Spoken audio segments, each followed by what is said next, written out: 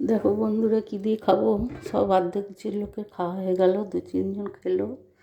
মাছের ঝোল করেছিলাম, মাংসের ঝোলও করেছিলাম। এই যে মাংস কষা আছে, কষাও নয় ঝোলও নয়, গরম।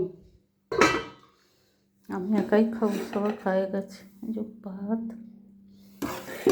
মাছ করা হয়ে গেছে, আমি খাবো না মাছ। এই যে স্যালাড।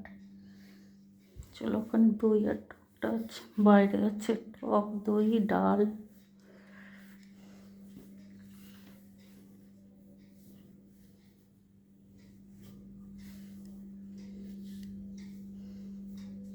এখানেও স্যালাড আছে, টমেটো চাটনি, ডাল, দই।